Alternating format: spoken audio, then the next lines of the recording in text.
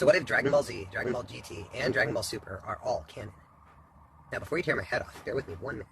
Alright, so in Dragon Ball Z, Gohan's fighting Buu, and Super Buu is, like, not able to touch him. And Gohan is just laying the smackdown. But then Super Buu absorbs Super Saiyan 3 Gotenks and Piccolo, and then the tables turn, and Super Buu is now laying the smackdown on Gohan.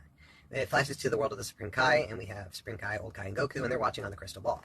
Now, Supreme Kai's like, oh my gosh, Buu's laying the smackdown, Gohan's gonna die, Goku, you need to go help. And Goku's like, dude, I'm dead, Halo, come on. Well, I've already used my 1 day. And Old Kai's like, well, normally that'd be true, but I can give you my lifespan. It's almost over anyway, and down to about 1,000 years. So they give up Old Kai's life and bring Goku back.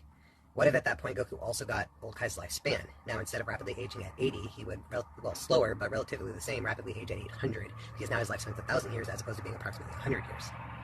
So keep that in mind. When we go back, we beat Buu, we go to End of Z, we go throughout all of GT, and then Goku flies off with Shenron. Now, a few decades later, Pan's an old lady, and she's at the World Martial Arts Tournament watching Goku Jr. and Vegeta Jr. And in the crowd, she sees Goku, but he is in his prime. Then, she's not able to talk to him or anything, she only sees him for a brief moment. But then after she falls ill, Goku Jr. is looking for the Dragon Ball, and he meets Goku and has a conversation with him, and Goku is in his prime. That's because it's only been a few decades. Sure, Pan is an old lady now, but Goku still has quite a few hundred years left. So after that, let's assume he goes back to his adventures with Shenron.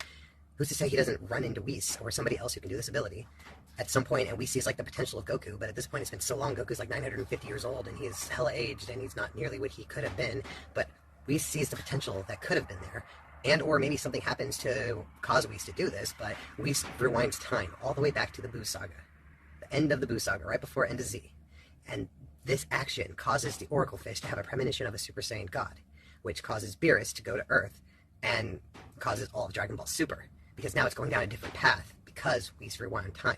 Then, when we get to the Zamasu arc, we see the time rings, and there's multiple time rings, and we have an explanation for all of them, except if I recall correctly, 1.